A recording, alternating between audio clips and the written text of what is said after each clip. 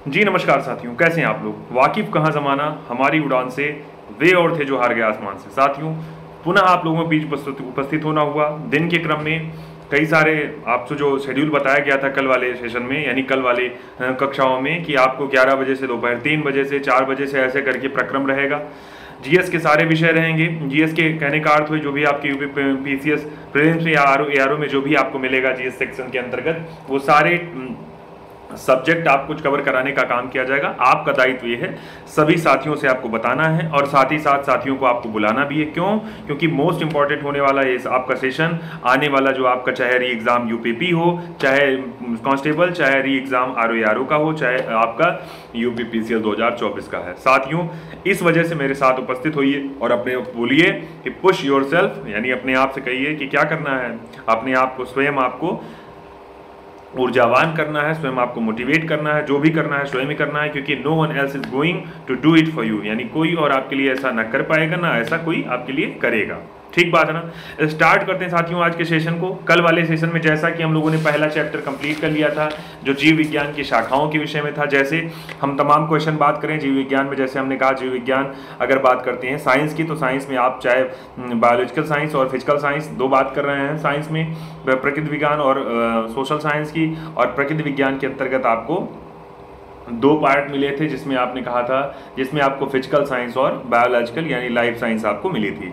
साथियों, उसमें तमाम सारी बातें, जैसे मैंने कहा सर्पेंटोलॉजी, इक्थियोलॉजी, ऑर्निथोलॉजी, ऑन्टोलॉजी, एंटमोलॉजी, ऐसे ऐसे करके बहुत सारे आपको नाम, और साथ ही साथ जैसे सेरीकल्चर, पीसीकल्चर, विटिकल्चर, ये आपको यानी अध्ययन की तमाम सारी शाखाएं और उत्पादन करने वाले, अगर उत्पादन करा जा रहा है तो उस विभाग को क्या कहा जाता है, ये सब आप पढ़ चुके हैं। स्टैटिक यानी वन लाइनर में क्वेश्चन आपको पूछा जाता है आपके एग्जाम में। आपने कल प्रीवियस ईयर, इसका ये तो हो गया यूपी पीसीएस और आरओ का आपने देखा। यूपी पीसीएस क्या बीपीएससी तमाम आयोग की परीक्षाओं को आपने देखा। इसके साथ ही मैं आपसे कहूं तो इसके साथ ही और आपसे और भी जो प्रीवियस ईयर आप चाहे यूपीपी का देखेंगे, चाहे आप एसएससी जीडी का देखेंगे, चाहे एसएससी सीजीएल का देखेंगे, या बैंक का, रेलवे का, कोई सा भी आप एग्जाम देखेंगे, यहाँ तक कि बीएड की प्रवेश परीक्षा तक आप देखेंगे, तो हर जगह आपको अगर ये चीजें आपको मिलने वाली है सामान्य विज्ञान, तो वहाँ ये चीजें आपको जरूर पूछ ली जाती हैं, कोई ना कोई क्वेश्चन जो पिछला वाला सेशन आप पढ़े हैं। तो आपने नहीं देखा है, मैं फिर कह रहा हूं आपसे, पिछला वाला सेशन देखिएगा। बाकी स्टार्ट करते हैं आज के सेशन को साथियों। तो सबको आपका हार्दिक स्वागत है और स्टार्ट करते हैं आज के सेशन को। साथियों, मैंने कहा YouTube पे आप जाइएगा और Tripathi sir GS Ayodhya channel ऐसे आप जब सर्च करिएगा तो वहाँ पर आपको ऐसे पेज मिलेगा। यहाँ पर आप सब्सक्राइब कर सकते हैं, बेल आइकन को प्रेस कर सकते हैं। हाँ, आप सभी साथियों को बहुत बहुत बधाई, क्योंकि अपने चैनल पर 1600 की संख्या पार हो चुकी है, यानी 1600 सदस्यों की संख्या पार हो चुकी है। हम लोग 1700 के करीब बढ़ रहे हैं, लगभग 1610 के आसपास में सब्सक्राइबर हो चुके हैं। साथियों, स्टार्ट करते हैं आज के सेशन को। आज का जो चैप्टर है ये रहेगा जैव विकास के विषय में साथियों, यानी जीवों का जो विकास भारत में हुआ है उसका क्रम क्या रहा है, उसी को हम लोग पढ़ने का काम करेंगे। आपके पास अगर कट्टा चक्र पूर्वावलोकन की बुक हो तो उसे भी बगल में रख लीजिए, साथ ही साथ पेंसिल हाथ में लीजिए और उसे टिक करते चलिए। क्यों? क्योंकि ये तो मान लीजिए एक प्रकार का सहयोगी मोड है आपका, एक प्रकार का सहयोग करने का, लेकिन मेन आपकी बुक है। आप अपनी बुक नहीं कवर कर पाएंगे तो दुनिया का चाहे जितना नोट्स आप बना लेंगे, चाहे इकट्ठा करेंगे, उसका कोई अर्थ होने वाला नहीं है। ठीक बात है ना। चलिए स्टार्ट करिए। यहाँ देखिए साथियों, एक नाम लिखा हुआ है, खूब बढ़िया से हम लोग पढ़ेंगे। नाम लिखा हुआ है साथियों, कह रहा है कि ये जो जीवन की जो पृथ्वी पर उत्पत्ति हो, पृथ्वी पर जो जीवन की उत्पत्ति हो रही है वो कह रहा है लगभग 6.5 यानी 4,500, या आप कह रहा है 4.6 अरब वर्ष पूर्व पहले की बात है। यानी जो पृथ्वी पर अगर जीवन की उत्पत्ति, अब जीवन में ऐसा नहीं केवल मनुष्य का मतलब नहीं है, जीवन आप देखेंगे एक सूक्ष्म से सूक्ष्म जीव में भी जीवन पाया जाता है। तो इस वजह से कह रहा है कि जो पृथ्वी पर जीवन की उत्पत्ति हो रही वो आज से लगभग अगर कहा जाए तो 4.6 अरब वर्ष पूर्व पहले की बात कर रहा है, तथा कालांतर में इस पर जीवन की उत्पत्ति हुई। कहने का अर्थ है ये कि पहले, इसके पहले अगर बात करें पृथ्वी की उत्पत्ति, तो पृथ्वी की उत्पत्ति तो 4.6 अरब वर्ष पूर्व की बात कर रहा है, और उसके बाद यानी पहले पृथ्वी की उत्पत्ति हुई, उसके बाद पृथ्वी पर जीवन की उत्पत्ति हुई। ठीक बात है ना। आगे बात करते हैं भाई। पृथ्वी पर अगर बात करते हैं जीवन की उत्पत्ति के विषय में, तो तमाम वैज्ञानिक अपनी अपनी परिकल्पनाएं देते हैं, जिसके विषय में आप लोग देखिए, मेरी बात को आप केवल सुनिएगा ही नहीं, आपके पास बुक होगी तो पेंसिल से आप पढ़ते चलिएगा, क्योंकि मैं चीजों को आपको उसी में बताता चलूंगा। आपको टिक करते हुए एक बार आगे बढ़ते जाना है। नहीं हो पा रहा है अगर ऐसा, तब भी आप क्या करिएगा, तब तो आप फोन पर यानी आप यूट्यूब पर अपने देखते रहिएगा स्क्रीन पे। ठीक है ना भाई। तमाम वैज्ञानिक तमाम प्रकार की परिकल्पनाएं आपके दे रहे हैं, किसके विषय में, पृथ्वी की उत्पत्ति या जीवन की उत्पत्ति के विषय में। परिकल्पनाएं प्रस्तुत की गई जिसमें माना गया कि रासायनिक जो विकास हुआ इसके फलस्वरूप ही जीवन की उत्पत्ति, यानी कहने का अर्थ हुआ कि कुछ रासायनिक प्रक्रियाएं यहाँ पृथ्वी पर हुई होंगी, उसी के बाद पृथ्वी पर जीवन की उत्पत्ति हुई। बाकी तमाम तरीके के लोग, तमाम यानी धर्म दर्शन आप देखेंगे वहां अलग प्रकार की उत्पत्ति तरीका बताया गया, यानी मूल यही है, लेकिन कहने का अर्थ है सबका अपना अपना एक प्रकार का मत है। तो आप जानिएगा विज्ञान मानता है कि पृथ्वी पर जो रासायनिक विकास हुआ उसी के फलस्वरूप क्या हो रही है, पृथ्वी की उत्पत्ति हो रही है। ठीक बात है ना, यही सबसे आधुनिक विचार है पृथ्वी पर जीवन की उत्पत्ति का। ठीक बात है, चलिए आगे बढ़ते हैं भाई। विस्तृत और सामान्य परिकल्पना अगर बात की जाए तो इसके विषय में एक रूस के जो वैज्ञानिक थे, उनका रसायन शास्त्री थे, उनका नाम था A.I. ओपेरिन। यहाँ देखिए एक नाम मिल रहा है, इनका नाम है A.I. ओपेरिन नाम के जो व्यक्ति हैं, ये भौतिकवाद और पदार्थवाद यानी के नाम से प्रस्तुत कर रहे हैं एक प्रकार की परिकल्पना, और एक पुस्तक अपनी निकाल रहे हैं जिसका नाम है जीवन की उत्पत्ति यानी कि ओरिजिन ऑफ लाइफ। तो आपसे पूछा जा सकता है जो जीव रसायन शास्त्री हैं जिनका नाम है A.I. ओपेरिन, इनकी पुस्तक का नाम क्या था? तो इनकी पुस्तक का नाम क्या है? जीवन की उत्पत्ति, ओरिजिन ऑफ लाइफ। ठीक बात है ना। नेक्स्ट क्वेश्चन, आगे हम कंटेंट पे बढ़ते हैं। अब सोचिए, अगर जीवन की उत्पत्ति आप देख रहे हैं, इनकी पुस्तक का नाम हो रहा है। दूसरी बात, रासायनिक विकास के फलस्वरूप जीवन की उत्पत्ति की बात की जा रही है, जबकि पृथ्वी की उत्पत्ति कह रहा है 4.6 अरब वर्ष पूर्व की बात कर रहा है। तो आगे अगर हम लोग बढ़ते हैं कि इसी जो पुस्तक है, इसी पुस्तक के अंतर्गत कुछ तथ्य दिए गए हैं, जैसे यानी कि जैसे कहा गया है कि जीवन जो हो रहा है ये प्रारंभिक जीवों की जो उत्पत्ति हो रही वो आज से 4 अरब वर्ष पहले की बात कर रहा है, यानी प्रारंभिक जीव में मानव नहीं आया। जब आप जैसे पढ़ेंगे अवतार में, विष्णु जी के अवतार पढ़ेंगे तो मत्स्य, कूर्म, वराह, नरसिंह, वामन ऐसे करके अवतारों की एक श्रृंखला दी गई है ना। तो इसी तरह से कह रहा है कि ऐसा नहीं कि सबसे पहले मानव की उत्पत्ति हो गई, यानी किसी जीव की उत्पत्ति हुई सबसे पहले, लेकिन 4 अरब वर्ष पूर्व की बात कह रहा है। ठीक है ना, यानी आदि सागर जो है वहां के जल में वायरस जैसे कणों की उत्पत्ति हुई, कहने का मतलब जो न्यूक्लियो प्रोटीन्स हुए। अभी आगे इस पर क्वेश्चन पूछ लिया जाएगा कि जो सबसे पहले उत्पत्ति जीवन की हो रही है वो कौन सी चीज है। तो आप जानिएगा कि जल में उत्पत्ति हो रही जीव की, और कैसे हैं वो? न्यूक्लियो प्रोटीन्स हैं, यानी कि वायरस जैसे कणों की उत्पत्ति हुई। आगे पर जो कि परपोषी, अवायवीय, इस प्रकार के जीव थे जिनकी सबसे पहली बार उत्पत्ति हुई पृथ्वी पर। ठीक बात है ना। नेक्स्ट की अगर बात करें तो कह रहा है लेकिन 3.8 अरब वर्ष पहले की बात कर रहा है, उसके बाद प्रोकैरियोटिक कोशिकाओं की रूपी जीव पैदा होने शुरू हुए। अभी देखिएगा, प्रोकैरियोटिक, यूकैरियोटिक, इन सब की व्याख्यात्मक रूप से हम व्याख्या पढ़ेंगे, यानी व्याख्यात्मक रूप से इनके विषय में पढ़ेंगे, लेकिन अभी आपको केवल ये पढ़ना है सबसे पहले न्यूक्लियो प्रोटीन्स टाइप के यानी वायरस टाइप के जीव पैदा हुए, परपोषी और अवायवीय टाइप के। उसके बाद की बात कर रहा है प्रोकैरियोटिक कोशिका रूपी जीव पैदा हो रहे हैं, यानी जिसमें परपोषण और बाद में स्वपोषण की प्रक्रिया प्रारंभ होनी स्टार्ट हुई। एक क्रम आप समझते जाइएगा, पहले किसकी उत्पत्ति, बाद में किसकी उत्पत्ति, क्योंकि इसके बाद जब क्वेश्चन मिलेगा तो आपको सब कुछ तैयार हो जाने वाला। आगे बात कर रहा है, अगर कह रहा है कि स्वपोषी जो जीव हुए, वर्तमान के समय की बात करा जाए, वो नीरे हले शैवाल जो थे, जो शैवाल थे उनके जैसे जीव हुआ करते थे, जो कि स्वपोषी हुआ करते थे। ठीक बात है ना। बात करते हैं लगभग 2 अरब वर्ष पूर्व की बात है, जब पूर्व यूकैरियोटिक कोशिकाओं की उत्पत्ति हो रही है, जिनसे वर्तमान में जीव जगत के सारे जीव यानी जीवाणु के अलावा जितने जीव हैं वो बने। यानी आपने कहा सबसे पहले न्यूक्लियो प्रोटीन्स की बात की, फिर आपने कहा प्रोकैरियोटिक की बात की, और फिर आगे बढ़ रहे हैं तो नीलहरित शैवाल जैसे जीवों की बात कर रहे हैं, और आगे आप बात कर रहे हैं किसकी?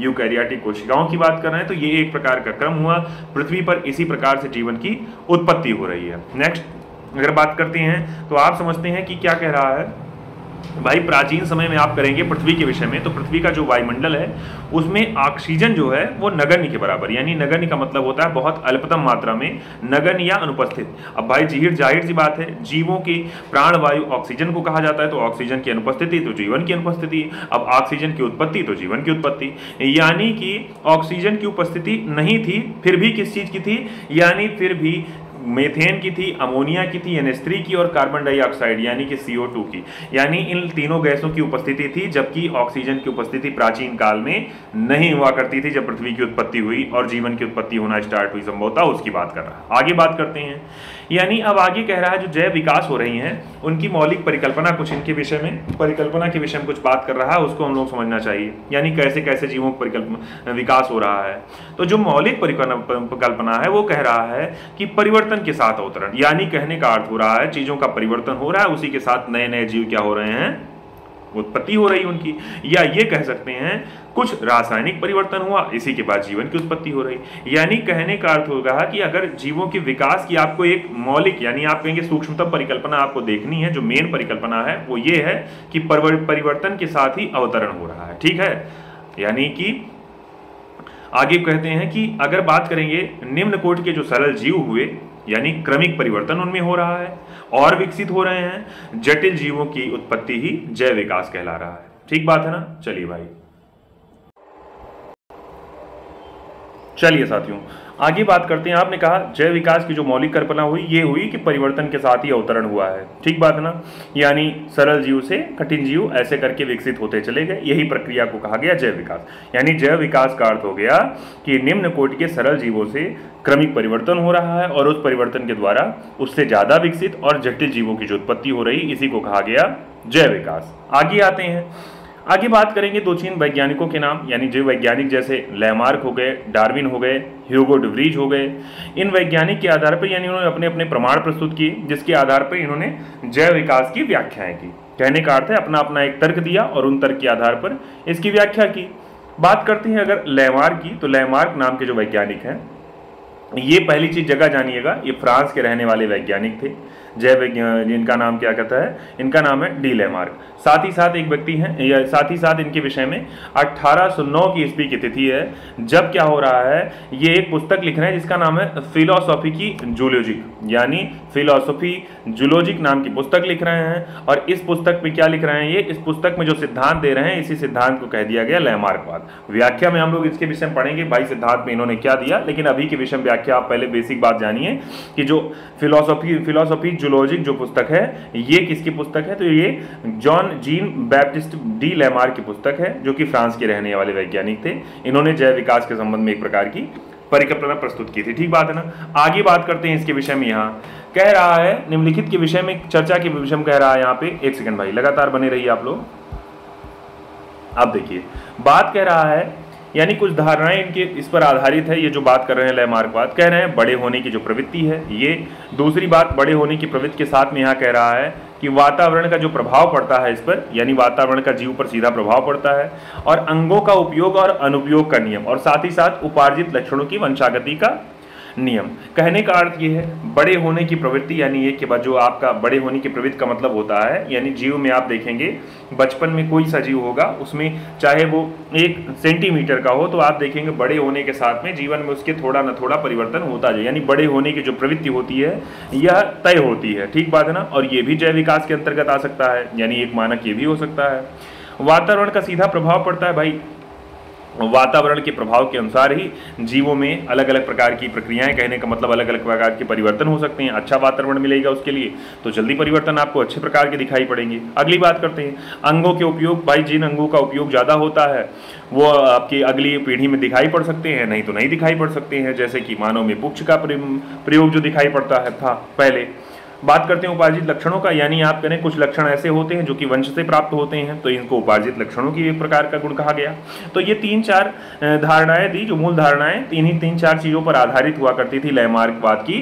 तो आप जान रहे हैं लैमार्कवाद व्यक्ति, लैमार्क नाम के जो वैज्ञानिक है फ्रांस के, इनके द्वारा ही लैमार्कवाद ये 4 मूल धारणाओं पर आधारित चीजें दे रहे हैं। बात करते हैं लैमार्कवाद की, तो ये क्या कर रहे हैं, इसको एक सिद्धांत ये भी कहा जाता है उपार्जित लक्षणों की वंशागति का सिद्धांत भी इसे कहा जाता है। जबकि अंगों का जो उपयोग हो रहा है या फिर अनुपयोग की जो धारणा हो रही है, इसके आधार पर कहते हैं कि भाई प्रयोग किए जाने वाले जो अंग होंगे वो सुदृढ़ होंगे, सुविकसित होंगे, जबकि जिनका अंग का प्रयोग कम किया जाएगा धीरे वो निष्क्रिय होंगे और धीरे धीरे क्या हो जाएंगे, लुप्त हो जाएंगे, जैसे अपेंडिक्स के विषय में जानते हैं या फिर मानव पुच्छ के विषय में।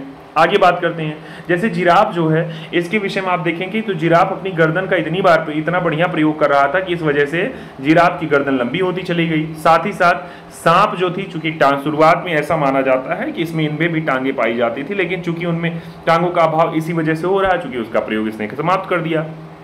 आगे बात करते हैं, देखिए यहाँ चित्र में दिखाया गया है कि कैसे शुरुआत में जिराफ जो थे पहले तो नीचे घासें उगाते थे, उसके बाद जैसे जैसे इसने अपने गर्दन का प्रयोग करना शुरू करा, ऊपर पेड़ों की डालियों से खाना, और साथ ही साथ में देख रहे हैं आज की स्थिति कि जिराफ की गर्दन में परिवर्तन हो गया, यानी पीढ़ी दर पीढ़ी विकास ऐसा हुआ कि जिराफ की गर्दनें लंबी होने लगी। आगे बात करते हैं।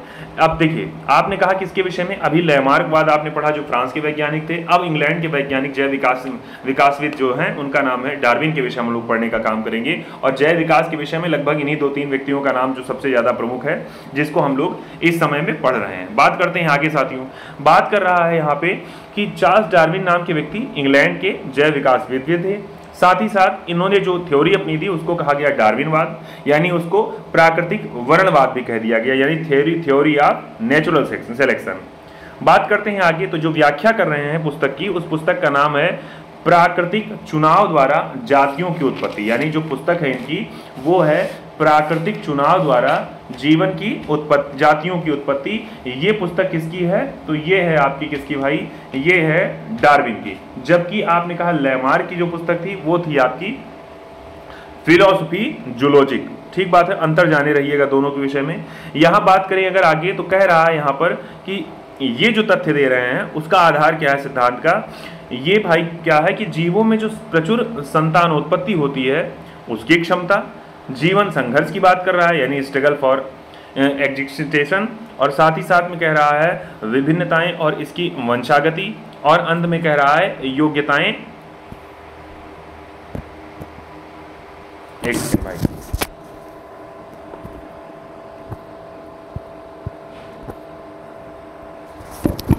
चलिए, तो अंत में कह रहा है आपसे योग्यतम की अतिजीविता, सर्वाइवल ऑफ द फिटेस्ट। अब देखिए, ये तब समझ में आएगा जब इसके बाद हम लोग क्वेश्चन आंसर पढ़ना शुरू करेंगे, तो ये समझ में आएगा कि अपना जो आने वाला एग्जाम है उसमें इससे कैसे क्वेश्चन आप लोगों से पूछे जाएंगे। ठीक बात है ना। चलिए आगे हम, अब आप अंतर ये तो जान ही गए किसकी पुस्तक कौन सी हो रही है, बेसिक में आप ध्यान करते रहिए, अभी क्वेश्चन पूछे जाएगा। अब देखिए, कह रहा है उत्परिवर्तनवाद के विषय में, यानी म्यूटेशन थ्योरी जो है इसके विषय में कह रहा है कि किसे कहा जाता है, तो इसकी थ्योरी जो देने वाले व्यक्ति हैं वो हैं हॉलैंड के वैज्ञानिक, यानी जिनके हॉलैंड के एक प्रकार के पादप शास्त्री थे, यानी बॉटनिस्ट थे, जिनका नाम था ह्यूगो डेविज।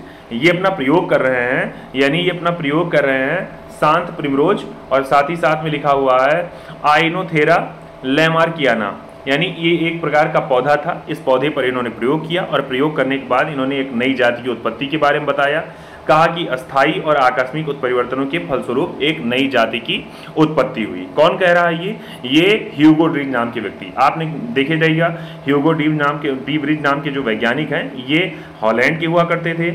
इन्होंने एक प्रकार का अध्ययन किया, और किस पौधे पर, तो सांध्य प्रिमरोज जो पौधा है या आइनोथेरा लैमार्कियाना, इस पुस्तक में इस पौधे पर कर रहे हैं, ये भी पूछा जा सकता है। और इन्होंने जो थियरी दी, कह रहा है इसी के आधार पर इन्होंने कहा कि नई जाति की जो उत्पत्ति होती है वो एक ही बार में स्पष्ट और अस्थायी यानी वंशागत आकस्मिक उत्परिवर्तनों के फलस्वरूप हो जाती है। कह रहा है जाति का जो पहला सदस्य होगा उसमें उत्परिवर्तित क्या होगा, यानी जो जाति का पहला सदस्य होगा उसमें उत्परिवर्तित लक्षण दिखाई देने लगते हैं, इसी वजह से उसे कहा जाता है उत्परिवर्ती कहा जाता है। यानी जिसमें पहली बार कोई नया सा लक्षण दिखाई पड़े उसे ही कह दिया जाता है उत्परिवर्ती। आगे बात करते हैं, यानी जाति के जो विभिन्न सदस्य होंगे वो भिन्न भिन्न प्रकार के उत्परिवर्तनों में पाए जा सकते हैं। कहने का अर्थ होगा कि भाई जाहिर सी बात है, अगर कुछ लक्षण पहली वाली पीढ़ी में दिखा रहे हैं तो उसके आगे वाले में हो सकता है और कुछ परिवर्तन दिखाई पड़े, यानी पीढ़ी दर पीढ़ी चीजों में अलग अलग प्रकार के, यानी इसी सिद्धांत को इन्होंने उत्परिवर्तन कह दिया। और जिसके अंतर्गत की परिवर्तन दिखाई पड़ते हैं उन्हीं को कह दिया जाता है उत्परिवर्ती यानी म्यूटेंट।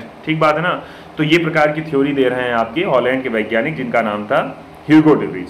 आगे आते हैं कुछ महत्वपूर्ण तथ्य, जैसे कुछ जीवों के विषय में कह रहा है, जैसे आर्क्योप्टेरिक्स नाम का जो जीव है, कह रहा है ये जुरासिक युग जो था इस समय का एक पक्षी हुआ करता था, यानी इसका जो जीवाश्म लगभग 15 करोड़ पुरानी जुरासिक चट्टानों से इसको प्राप्त हुआ है। किसका नाम, आर्क्योप्टेरिक्स नाम का जो पक्षी था। ये जो है सरीसृप और पक्षियों के बीच की एक प्रकार की कड़ी थी। बात करते हैं इसके विषय में, तो इसमें भी लंबी पूंछ पाई गई, चोंच, दांत पाए गए, अग्रपादों की अंगुलियां और पंजे पाए गए थे। इसके बावजूद भी ये पक्षी था, यानी सोचिए आप, पूंछ है, चोंच है, दांत है, अग्रपाद की उंगलियां हैं, पंजे, यानी सारी चीजें हैं, उसके बावजूद भी इसे कह दिया गया पक्षी। ठीक बात है। अच्छा आगे बात करते हैं, यानी कह रहा है क्योंकि इसके बावजूद भी जो पक्षी था, इस वजह से चूंकि इसके जो आगे के जो पैर थे वो उड़ने के लिए उसमें पंखों के रूप में रूपांतरित हुए, यानी आगे के पैर जो थे वो पंखों के रूप में तैयार हो चुके थे या रूपांतरित हो चुके थे। ठीक बात है। इसी वजह से ये पक्षी के रूप में गिना यानी पक्षी के रूप में इसकी संज्ञा दी जाती थी। आगे बात करते हैं, यूग्लिना नाम का एक जीव, यानी यूग्लिना नाम का जो जीव है ये पादप और जंतुओं के बीच की एक प्रकार की संयोजक कड़ी है। इसके पहले आपने आर्कियोप्टेरिक्स को देखा जो कि सरीसृप और पक्षियों के बीच की, यहाँ पादप और जंतुओं के बीच की जो कड़ी है वो यूग्लिना है। बात करता है नियोपाइलिना, तो ये एनालिडा और मोलास के बीच की एक कड़ी है। आगे इसके विषय में हम लोग व्याख्यात्मक रूप से पढ़ेंगे, यहाँ आप लोग केवल चीजों को समझते चलिए। आगे कह रहा है प्रीटोथीरिया के विषय में कह रहा है कि ये निम्न कोटि के जो स्तनीय होते हैं उन्हीं का एक प्रकार का उपवर्ग है। जैसे इसमें आपका एकेडिना, बत्तख, चोची, प्लेटिपस साथ ही साथ जीव आते हैं और ये सरीसृपों और स्तनियों के बीच की एक प्रकार की संयोजक कड़ी है। कहने का मतलब आप जान गए इसके विषय में, प्रोटीथीरिया जो होते हैं वो सरीसृप और स्तनधारियों के बीच की एक प्रकार की कड़ी है, जबकि एनेलिडा और मोलास के बीच की कड़ी है जो इसका नाम है नियोपाइलिना, और यूग्लिना है पादप और जंतुओं के बीच की कड़ी। साथियों ये जो आप लोग पढ़ रहे हैं ये मैंने कहा किसी प्रकार का अनर्गल कंटेंट नहीं है, कहीं आपको अन्यत्र ढूंढने की आवश्यकता नहीं, आपकी बुक आपके लिए कारगर है, उसी को आप तैयार करिए, आपकी परीक्षा के लिए आप चीज़ों को कवर कर पाएंगे, नहीं इधर उधर से ढूंढने में आप कुछ नहीं कर पाएंगे। ठीक बात है ना। बात करते हैं डायनासोर की, बहुत ज़्यादा चर्चित जीव। डायनासोर भी एक प्रकार का विशालकाय सरीसृप हुआ करता था, जो कि जिसकी बात करते हैं ये मेसोजोइक महाकल्पी यानी मध्यजीवी की का ये जीव हुआ करता था, सरीसृप हुआ करता था। यानी मध्यजीवी जो महाकल्प था इसको 3 कल्पों में विभाजित किया गया था, जिसका नाम था ट्राइसिक कल्प, जुरैसिक कल्प और क्रिटेशियस कल्प। ये 3 भागों में बांटा गया था। तो आपसे पूछा जा सकता है जो डायनासोर था ये किस प्रकार का जीव था, तो ये एक प्रकार का सरीसृप था। दूसरी बात, डायनासोर किस प्रकार की ये यानी किस काल का था, तो ये मेसोजोइक काल का था, ध्यान करे रहिएगा। आगे मैमथ की बात करें तो ये मैमथ वर्तमान समय में मैमथ भी विलुप्त हो चुका है, ये हाथी का पूर्वज माना जाता है। ठीक है ना। अगले पे बात करते हैं, यहाँ लिखा है क्रोमैग्नॉन। तो क्रोमैग्नॉन के विषय में आप कहेंगे तो ये मनुष्य को आधुनिक मानव यानी होमो सेपियंस जो मनुष्य का आधुनिक मानव हम लोग पढ़ते हैं, इसका सीधा सीधा अगर पूर्वज किसी को कहा गया तो ये क्रोमैग्नॉन नाम का ये जो जीव इन्हीं को कहा गया। बात करते हैं आगे, तो इस वर्तमान समय का जो मानव हुआ इसकी एक प्रकार की उपजाति जिसका नाम है होमो सैपियंस फॉसिल्स को हम लोग यानी आज के जो हम लोग मानव हैं हम लोग अपना पूर्वज मानते हैं किसको, होमो सैपियंस फॉसिल्स जो उपजाति आधुनिक मानव की है यानी उसको माना करते हैं। बात करते हैं क्रोमैग्नॉन की, तो इसका शरीर गठा हुआ 180 सेंटीमीटर यानी 6 फीट के आसपास लंबा और कपाल गुहा इसमें पाई गई 1600 क्यूबिक सेंटीमीटर की। तो अब आप समझ रहे हैं यहाँ क्वेश्चन कि मानव जो आधुनिक है इसका पूर्वज किसको हम लोग मानते हैं, तो होमो सैपियंस फॉसिल्स को मानते हैं। ठीक है ना। आगे आते हैं, कह रहा है डेनिसोवन एक प्रकार का आदिमानव प्रजाति था। बात करते हैं इसके विषय में, तो यूरेशिया के जो जंगल हैं यानी यूरोप और एशिया, वहाँ पर ये लगभग 1.5 लाख से 2 लाख वर्ष पूर्व निवास किया करते थे। पहली बार 2010 में साइबेरिया गुफाओं में इनकी अस्थियों के अवशेष प्राप्त हुए, जबकि बात करें चीन के तिब्बत में भी एक गुफा से इनका अवशेष मिला था। जीवाश्म जबड़े का विश्लेषण जो अवशेष मिला उसका विश्लेषण किया गया।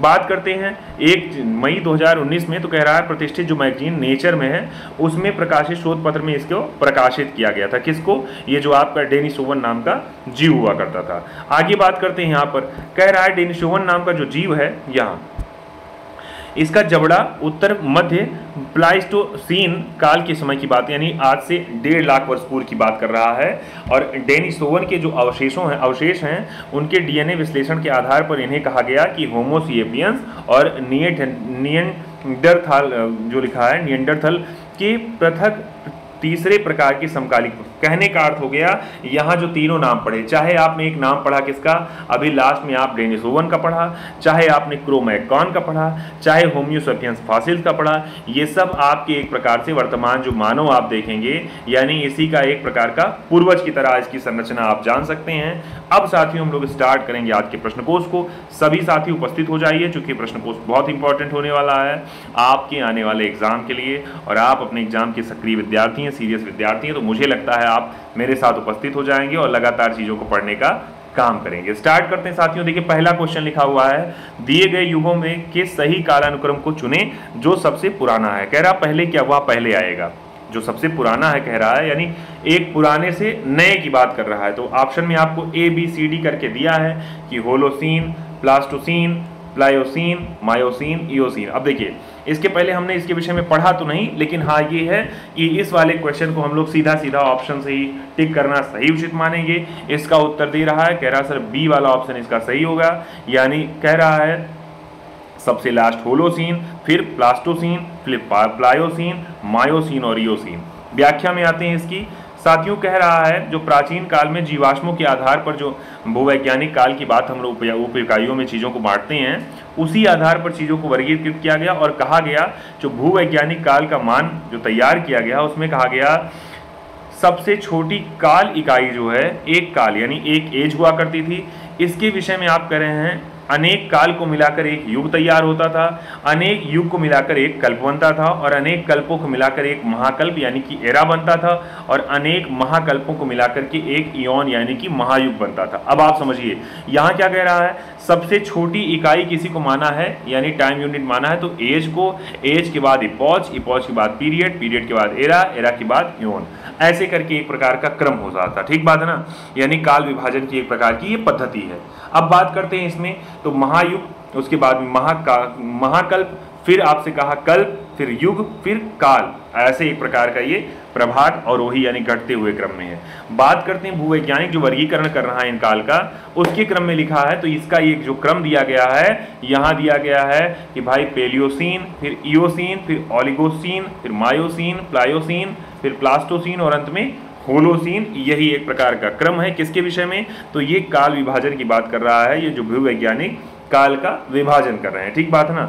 नेक्स्ट क्वेश्चन पे आते हैं। यहाँ पर नेक्स्ट क्वेश्चन दिया गया है आपकी स्क्रीन पे ये कि निम्नलिखित में से पूछ रहा है, निम्नलिखित में से कौन सी गैस प्राचीन यानी कि पृथ्वी के वायुमंडल में उपस्थित नहीं थी। देखिए यूपी आरओ एआरओ के एग्जाम में 2016 में पूछा गया क्वेश्चन है, तो आप आरओ एआरओ का या पीसीएस का एग्जाम देने जा रहे हैं तो इसका मतलब आपके लिए मोस्ट इंपॉर्टेंट हो सकता है। तो इसका उत्तर क्या हो जाएगा साथियों, आपने उसको पढ़ा था कुछ देर पहले कि एक ऑक्सीजन ही था जिसकी उपस्थिति नहीं थी, जबकि अमोनिया, कार्बन डाइऑक्साइड और मीथेन तीनों की उपस्थिति हुआ करती थी उस समय यानी प्राचीन काल में पृथ्वी पर। ठीक है ना।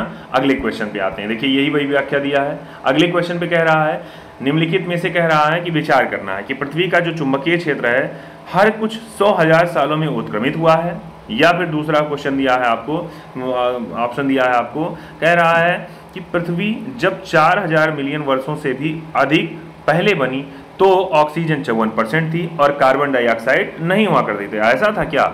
अगले क्वेश्चन पे आते हैं तब समझेंगे। कह रहा है जब जीवित जीव पैदा हुए तब उन्होंने पृथ्वी के आरंभिक वायुमंडल को बदल दिया। अब आपसे पूछ रहा है इसमें से कौन सा विकल्प आपका हो रहा है तीसरे प्रश्न में, यानी इस प्रश्न में आपका तीनों में से कौन सा विकल्प आपका सही दे रहा है। तो आपके विषय में ध्यान होना चाहिए मुझे लगता है यहाँ पर।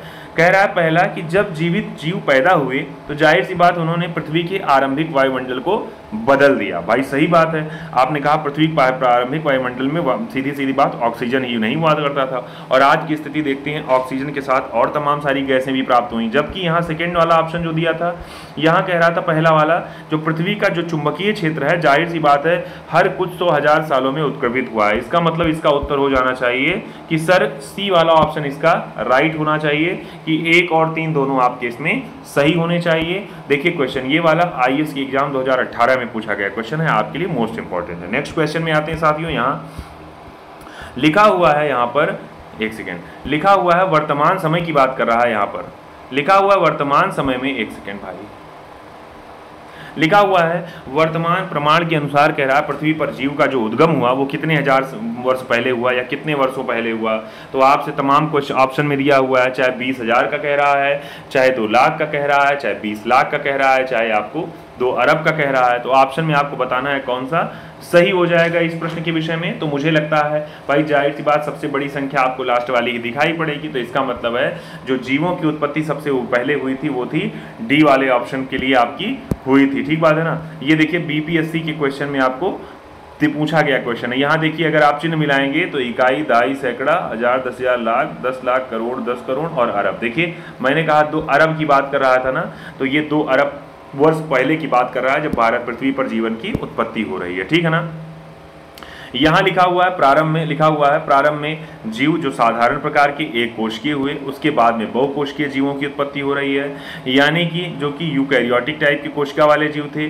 कह रहा है जीवाणु तथा नीरे हरे शैवालों की बात करें अगर तो साधारण किस्म के प्रोकैरियोटिक कोशिका वाले होते थे। कहने का अर्थ है पहले साधारण जीव, फिर बाद में आपको जटिल प्रकार के जीवों की उत्पत्ति पृथ्वी पर होना स्टार्ट हुई। नेक्स्ट क्वेश्चन पे आते हैं भाई। नेक्स्ट क्वेश्चन आपकी स्क्रीन पे है, ये लिखा हुआ है पृथ्वी का सबसे पुराना जीव कौन सा है। कवक, युगलीना, नीलहरित शैवाल या फिर अमीबा। पीसीएस के मेंस में पूछा गया क्वेश्चन 2008 में है। कह रहा है भाई पृथ्वी पर सबसे पुराना जीव कौन सा हुआ करता था, तो आपके ध्यान में होना चाहिए भाई, मैंने कुछ देर पहले चर्चा की थी भाई नीलहरित शैवाल के विषय में, यही पुराना जीव हुआ करता था। ठीक बात है ना। अब देखिए यहाँ चूंकि ये चारों ऑप्शन जो थे ये चूंकि उस समय नहीं थे, तो इस वजह से यहाँ ऑप्शन में नीलहरित शैवाल को मान लिया गया है। ठीक है ना। व्याख्या पर आते हैं। देखिए यहाँ सबसे पुराने जीव में अगर बात करें तो नीलहरित शैवाल की बात कर रहा इस वाले ऑप्शन से। आगे आते हैं। द ओरिजिन ऑफ स्पीशीज नाम की जो पुस्तक है ये किसकी, लैमार्क, डार्विन, मेंडल या फिर लिनियस की हुआ करती थी। ये भी क्वेश्चन आपका देख रहे हैं बीपीएससी 2019 के एग्जाम में पूछा गया क्वेश्चन है, मोस्ट इंपॉर्टेंट है आपके लिए। उत्तर दीजिएगा इस क्वेश्चन का 6 नंबर प्रश्न का। तो भाई ये पुस्तक किसकी थी, तो आपको याद होना चाहिए द ओरिजिन नाम स्पीशीज नाम की पुस्तक जो थी ये डार्विन नाम के वैज्ञानिक लिखे हुए थे। तो ये याद करे रहिए इनके विषय में, जो कि इंग्लैंड के एक प्रकार के जैव विकासविद थे। ठीक बात है ना। अच्छा, इनका जो प्राकृतिक वर्णवाद जो था या थ्योरी ऑफ नेचुरल सिलेक्शन, इस नाम से भी इसके डार्विन की थ्योरी को जाना जाता है। नेक्स्ट क्वेश्चन पे आते हैं। लिखा डार्विन द्वारा प्रस्तुत प्राकृतिक वर्णवाद निम्नलिखित में से किस पर आधारित है, तो ऑप्शन में कह रहा है over production, struggle for existence and variation, और अगला लिखा है सर्वाइवल ऑफ द फिटेस्ट। तो मुझे लगता है इसका डी वाला ऑप्शन हो जाना चाहिए। एमपीपीसीएस में पूछा गया क्वेश्चन है कि सर उपयुक्त सभी, यानी ये तीनों, ये जो आपसे कह रहा है ये किन किन पर आधारित था, इनका जो सिद्धांत इन्होंने दिया, तो ये तीनों पर उपयुक्त जो तीनों हुए उन पर। देखिए यहाँ व्याख्या में देखेंगे तो इसमें यह भी कहा था कि भाई ये जो व्याख्या है प्राकृतिक चुनाव द्वारा जातियों की उत्पत्ति, इसमें चीजें छापी इन्होंने, और इसमें कहा ओवर प्रोडक्शन को भी दिया, struggle for existence and variation को भी दिया, और साथ ही में आपका ये आपका जो तीसरा वाला विकल्प आपको दिया है सर्वाइवल ऑफ द फिटेस्ट, इसको भी इन्होंने इस सिद्धांत के आधार पर भी यानी इसके आधार पर भी अपने सिद्धांत को दिया था। ठीक है ना। अगले पे बात करते हैं। विकासवाद का सिद्धांत पूछ रहा है तो किसने प्रतिपादित किया, तो भाई जाहिर सी बात इसको आप लोग बता देंगे कि विकासवाद का सिद्धांत सारथियों डार्विन ने ही प्रस्तुत किया था। ठीक बात है ना। जिसमें आप जिराफ का भी चर्चा याद होगा आपको, पाएंगे एग्जाम्पल, आप सांप का एग्जाम्पल पाए थे। ठीक है ना। देखिए कह रहा है डार्विन जो थे उनका मत था कि प्रकृति जो थी वो क्रमिक परिवर्तन द्वारा अपना विकास करती है, यानी एक क्रम के बाद दूसरे क्रम। ठीक है ना। अच्छा, अगले भी बात करते हैं। जैव विकास जो था इसको सबसे पहले किसने समझाया, तो आप सीधे सीधे देख के बता देंगे डार्विन नाम के व्यक्ति जो हैं इन्होंने ही बताया था। ये एक सेकंड, तो लैमार्क नाम के व्यक्ति जो थे उन्होंने ही बताया था, पहले लैमार्क बाद आया, बाद में डार्विन बाद। ठीक बात है ना। नेक्स्ट क्वेश्चन पे हम लोग आते हैं भाई। तो लैमार्क के बाद डार्विन की बात अगर हम लोग कर रहे हैं, यहाँ लिखा हुआ क्वेश्चन में आपसे कह रहा है, देखिए यहाँ कह रहा है जो जैव विकास हो रहा है इसकी परिकल्पना को पहला तर्कसंगत अगर सिद्धांत किसी ने दिया तो फ्रांस के जो वैज्ञानिक थे, जीव वैज्ञानिक, उनका नाम था जीन बैप्टिस्ट डी लैमार्क। इन्होंने ही एक पुस्तक लिखी जिसका नाम लिखा फिलोसॉफी जूलॉजिक। इसकी पुस्तक को 1809 में इन्होंने निकाला और उसी में इन्होंने ये सिद्धांत दिया पहली बार जैव विकास की परिकल्पना की। यानी इनका सिद्धांत जो कहा जाता है वो उपार्जित लक्षणों का भी सिद्धांत कहा जाता है। ठीक बात है ना। ध्यान करे रहिएगा, theory of inheritance of acquired character, ये भी उपनाम कहा जाता है, तो ध्यान करे रहिएगा। नेक्स्ट क्वेश्चन, विकास के उत्परिवर्तन सिद्धांत का प्रतिपादन किसने कहा, हेक्सले, लैमार्क, डार्विन या फिर ह्यूगो डुब्रीज। तो आप इसको मुझे लगता है देख के ही एक बार में बता लेंगे कि सर यहाँ अगर कह रहा है उत्परिवर्तन की बात तो आप कह देंगे सर उत्परिवर्तन से एक व्यक्ति का नाम जिनका नाम था ह्यूगो डी ब्रीज। देखिए ये क्वेश्चन आपका पीसीएस 2005 में पूछा गया क्वेश्चन है, तो आपके लिए मोस्ट इंपॉर्टेंट हो सकता है। नेक्स्ट क्वेश्चन पे आते हैं। देखिए वही व्याख्या, हॉलैंड के वैज्ञानिक है जिनका नाम है ह्यूगो डी ब्रीज। ये एक प्रकार के पादप शास्त्री थे, यानी पौधों का अध्ययन करते थे, और इन्होंने उत्परिवर्तन सिद्धांत या फिर म्यूटेशन थ्योरी दी। बात करते हैं इसमें, तो इन्होंने कहा कि अचानक एक बार में कोई होने वाला परिवर्तन होने वाली कोई स्पष्ट और अस्थायी और कह रहा बड़ी विभिन्नताओं के कारण ही क्या होती है, नई जाति बनती है। ठीक है ना। जाति का जो पहला सदस्य होगा जिसमें उत्परिवर्तित लक्षण दिखाई पड़ेंगे उसको कहा जाएगा म्यूटेंट, यानी कि उत्परिवर्ती कहा जाएगा। ठीक है ना। इन्होंने अपना जो पहला प्रयोग किया वो सांध प्रिमरोज नाम की पौधे पर किया था, ध्यान करे रहिएगा। नेक्स्ट क्वेश्चन में देखिए आपको यहाँ पर कूट में दे दिया है मिलान करने के लिए कि उत्परिवर्तन का सिद्धांत किसने दिया, तो देख के ही आप लगाते चलिएगा अभी, क्योंकि इसके पहले ही क्वेश्चन पढ़े कि सर उत्परिवर्तन दिया था ह्यूगो डुब्रीज ने, यानी 4 वाला विकल्प सही। तो इसका विकास का सिद्धांत दिया था डार्विन ने, तो बी वाले का 3 सही। अब देखिए जिसमें ए का 4 हो बी का 3 हो, तो ए का 4 और बी का 3, देखिए यहाँ दोनों मिल रहा है, अब कंफ्यूजन।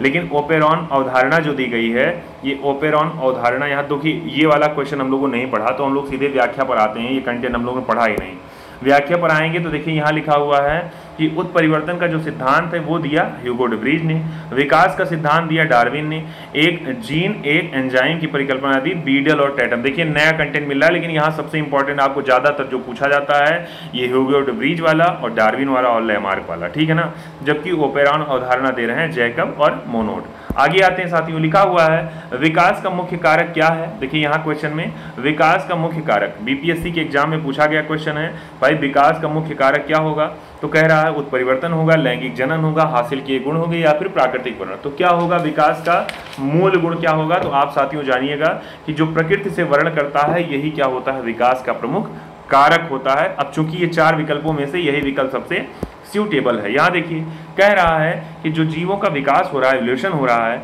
ये मुख्य कारक प्राकृतिक वर्ण यानी नेचुरल सिलेक्शन है, क्योंकि यहीं पर विभेद होते हैं और अन्य हासिल किए जो जीनों को हैं, यानी जीन जो हैं, जीनों से जो चीज़ें हासिल हो रही हैं अगली पीढ़ी को दिशा प्रदान कर देते हैं। प्राकृतिक वर्ण की ये चयन प्रक्रिया है और इन्हीं को कहा दिया जाता है जीवों की आबादियों यानी जीन रूपों तथा एलीली जीनों दोनों की ही आवृत्तियों में महत्वपूर्ण परिवर्तन होते हैं। अब देखिए इससे क्या समझेंगे, बेसिक बात आप समझिएगा कि जो विकास का जैव विकास का मुख्य कारक है वो है नेचुरल सिलेक्शन यानी कि प्राकृतिक वर्ण। नेक्स्ट पे आते हैं भाई, इसके बाद कह रहा है जैव विकास के संदर्भ में सांपों में अंगों का लोप होने को स्पष्ट किया जाता है। भाई सांपों में जो अंगों का लोप हो गया, भाई जाहिर सी बात आपको एक व्यक्ति का नाम याद आ रहा होगा, लैमार्क का नाम याद आ रहा होगा। उन्होंने क्या कहा, एक नाम दिया जिसका नाम है उपार्जित लक्षणों नहीं, लिखा है अंगों के उपयोग और अनुपयोग। भाई जाहिर सी बात है सांप ने अपनी टांगों का उपयोग करना बंद कर दिया, इस वजह से क्या हो गया, इसी वजह से यहाँ पर इसी वजह से सांपों में ये अंग नहीं पाए गए, तो इस वजह से इसका ए वाला विकल्प यानी आईएएस प्री के एग्जाम में पूछा गया क्वेश्चन है और ये आपके लिए मोस्ट इंपॉर्टेंट है। अगले क्वेश्चन देखिए, यहाँ फ्रांस के वैज्ञानिक है जिनका नाम है लैमार्क, उन्होंने ये थ्योरी दी और थ्योरी में उन्होंने कहा कि जिन अंगों का हम उपयोग करते हैं वो हमें अगली पीढ़ी में दिखाई पड़ते हैं, जो नहीं करते हैं वो धीरे धीरे समाप्त होते जाते हैं, कहने का मतलब विलुप्त होते जाते हैं, ठीक है ना। नेक्स्ट पे आते हैं, यहाँ लिखा हुआ है आपसे क्या, आगे लिखा हुआ है कि जीवों में जो अत्यधिक विविधता है वो किसके कारण है, अनुकूलन, उत्परिवर्तन, सहभागिता या फिर बहुगुणसूत्रिता। बीपीएससी के क्वेश्चन में पूछा, बीपीएससी के एग्जाम में 2015 में पूछा गया क्वेश्चन है कि जो जीवों में सबसे अधिक विविधता होती है वो किसके कारण होती है। तो इस प्रश्न का उत्तर आपको देना है कि भाई यहाँ पर आपका ह्यूगो डे व्रीज वाला सिद्धांत आ गया है, हॉलैंड वाला, जिसका नाम था म्यूटेशन वाला, ठीक बात है ना, यानी कि उत्परिवर्तन की वजह से ही क्या होता है जीवों में अत्यधिक विविधता दिखाई पड़ती है, ठीक बात है ना। नेक्स्ट में आते हैं, देखिए यहाँ पर यहाँ लिखा है प्रकृतिवाद के जो सिद्धांत है उसको नव डार्विनवाद भी कहा गया और आगे बात करेंगे इसके विषय में, तो इसका सी वाला विकल्प हो जाएगा राइट ऑप्शन यानी उत्परिवर्तन। नेक्स्ट पे आते हैं, यहाँ क्वेश्चन पे लिखा हुआ है, यहाँ कह रहा है निम्नलिखित में से, कह रहा है निम्नलिखित में से कौन सा एक सजीव या सजीव जीवों में से एक नई जाति की उत्पत्ति के लिए सर्वाधिक महत्वपूर्ण, यानी कोई नई जाति अगर तैयार होनी है तो उसका महत्वपूर्ण गठन क्या होगा, तो जाहिर सी बात है म्यूटेशन की प्रक्रिया होगी, उसी के बाद कोई नया सजीव तैयार होगा। तो ये प्रक्रिया किसकी है, आईएएस के एग्जाम में पूछा गया क्वेश्चन है। यानी कहने का अर्थ है, यानी अगर एक आप जीव देख रहे हैं तो उसमें अगर कुछ परिवर्तन करके नया या कुछ नया लक्षण तैयार करना है तो उसका म्यूटेशन कराया जाएगा और उसके बाद में आप कहेंगे नए प्रकार की प्रजाति का एक प्रकार का जीव आपको या नए लक्षणों वाला जीव आपको प्राप्त होगा। नेक्स्ट क्वेश्चन पे आते हैं, यहाँ पर यहाँ भी आपको मिल रहा है नाम उत्परिवर्तन का ही। अगले क्वेश्चन पे कह रहा है यहाँ पर आधुनिक मनुष्य के हाल का पूर्वज कौन हुआ करता था। आपसे पूछ रहा है जावा मनुष्य, निएंडरथाल मानुष या फिर पेकिंग मानुष या क्रो-मैगनॉन मानुष। पूछ रहा है जो आधुनिक मानव हैं इनका पूर्वज किसको कहा गया है। तो भाई जाहिर सी बात, कुछ देर पहले हम लोग चर्चा की थी, बीपीएससी के एग्जाम 1994 में पूछा गया क्वेश्चन है कि क्रो-मैगनॉन नाम का जो मानुष है इसी को कहा गया जो वर्तमान समय में हम लोग हैं हमारा पूर्वज, यानी कि आधुनिक मानव का पूर्वज माना गया किसको, तो ये क्रो-मैगनॉन। यहाँ देखिए क्रो-मैगनॉन के विषय में लिखा हुआ है ये कि यही आधुनिक मानव के पूर्वज हुआ करते थे। आधुनिक मानव की बात की जाए, होमो सैपियंस जो बात कर रहा है, इसका अंतिम या सीधा पूर्वज अगर किसी की बात की जाए तो उपजाति जो हुई वो होमो सैपियंस फॉसिल को हम लोग मानते हैं।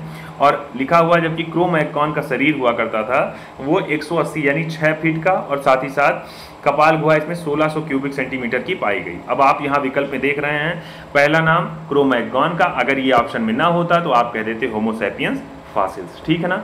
अब देखिए अगला लिखा है डेनिसोवन, कह रहा है यहाँ पे, कह रहा है डेनिसोवन कभी कभी समाचार माध्यमों में किस संदर्भ में आते हैं? हमने कहा था डेनिस ओवन को भी एक प्रकार की यही प्रकार की आदिवासी टाइप के जीवों में या फिर आदिमानव में ही आप समझते हैं, तो इसका बी वाला विकल्प देख के ही लग रहा है आईएएस के एग्जाम में पूछा गया, सही हो गया। क्यों? क्योंकि हम लोगों ने शिद्दत से इससे पहले जो नोट्स पढ़ा था और अभी हम लोग क्या कर रहे हैं, उत्तर को करना स्टार्ट कर दिए हैं आसानी से। आगे बात करते हैं, डेनिस ओवन मानव की बात करते हैं तो ये एक प्रकार का आदि मानव था। 1.5 से 2 लाख वर्ष पूर्व की बात कर रहा है। साइबेरियाई क्षेत्रों में इसके जीवाश्म प्राप्त हुए हैं और इसकी जो प्रकाशित हुई है यानी 2019 में जो लेख प्रकाशित हुआ है नेचर में, उसी में इसका प्रकाशन हुआ था। आगे बात करते हैं आर्कियोप्टेरिक्स के विषय में, तो ये जुरासिक युग का पुरातन पक्षी था। देखिए मुझे लगता है देख के ही बता देंगे, क्यों? क्योंकि हम लोगों ने पढ़ा था कि जुरासिक युग का एक प्रकार का पक्षी हुआ करता था, क्योंकि इसमें पक्षियों का भी लक्षण पाया गया, सरीसृपों का भी लक्षण पाया गया। हाँ, इस वजह से इसको कह दिया गया पुरातन पक्षी, सर्वपुरातन पक्षी हुआ करता था आर्कियोप्टेरिक्स। अगले पे बात करते हैं, यहाँ पर देखिए ए वाला ऑप्शन इसका सही दिखाया गया। आगे लिखा है आर्कियोप्टेरिक्स किन वर्गों के प्राणियों के बीच की संयोजक कड़ी है, तो जाहिर सी बात है इसका ऑप्शन आप बता लेंगे, ये आपका सरीसृप और पक्षियों के बीच की जो कड़ी है यही आर्कियोप्टेरिक्स। अब सोचिए आप, इतनी देर में आपने नोट पढ़ा, साथ ही साथ में आप क्वेश्चन आंसर कर रहे हैं, आपको चीजें याद होती चली जाएंगी और आपके एग्जाम के लिए बड़ी आसानी होने वाली है, ठीक है ना। तो इसका बी वाला ऑप्शन राइट हो जा रहा है, ये भी राजस्थान आयोग के पूछा गया क्वेश्चन है। अगले की बात करते हैं, मैमथ पूर्वज था किसका? कुत्ते का, ऊंट का, घोड़े का या फिर हाथी का? पूछ रहा है मैमथ किसका पूर्वज है। तो ऑप्शन में आपसे कह रहा है भाई अभी तक हमने जो चर्चा पढ़ी इस वाले नोट्स में, हमने ना कुत्ते की पढ़ी, ना ऊंट की पढ़ी, ना घोड़े की पढ़ी, हमने किसकी पढ़ी थी? हाथी की पढ़ी थी, जो कि विलुप्त की स्थिति बताई गई है वर्तमान समय में। तो ये भी राजस्थान के आयोग में पूछी गई, राजस्थान आयोग में पूछा गया प्रश्न है। तो इसका डी वाला यानी मैमथ किसका पूर्वज है? तो आधुनिक वर्तमान समय के हाथी का। नेक्स्ट में है डायनासोर के विषय में, तो ये किस युग का भाई? सरीसृप या पक्षी या फिर सरीसृप या एम्फीबिया? तो आप जानते हैं डायनासोर एक प्रकार का सरीसृप ही हुआ करता था।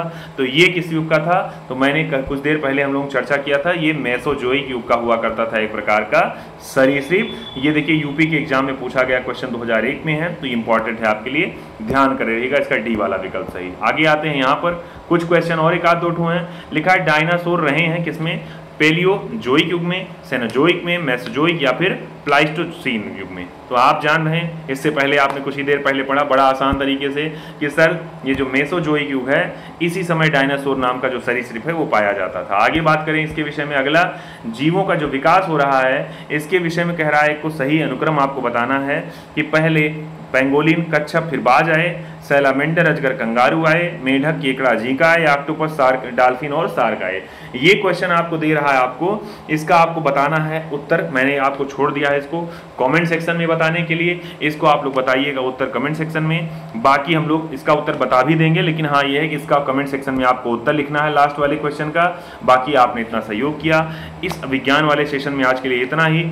इसके बाद का सेशन संभवतः आपको हो सकता है राजव्यवस्था का सेशन रात 8 बजे का, लेकिन हो नहीं पाया है, तो आप इस वाले सेशन को देखिएगा। बाकी चैनल का मैंने कहा बेल आइकॉन को प्रेस कर दीजिएगा। इसके बाद वर्गीकी वाले चैप्टर को हम लोग कल वाले सेशन में पढ़ने का काम करेंगे। हाँ ये है, अगर मैंने कहा अपने साथी, आपके साथी आरओ यूपीपीसीएस या यूपीपी की तैयारी कर रहे हैं री एग्जाम की, तो मैंने कहा है कि आप उनको यहाँ तक जोड़िए और आपकी सारी चीज़ें तैयार होने वाली हैं। दूसरी बात ये है, तैयार के साथ साथ में आपकी नियमितता बनने वाली है। कई विद्यार्थी परेशान होते हैं, नियमितता हमारी नहीं बन पाती, तो नियमितता यहाँ बन पाएगी, बुक को पढ़ने की भी और दूसरा तैयार होने की भी।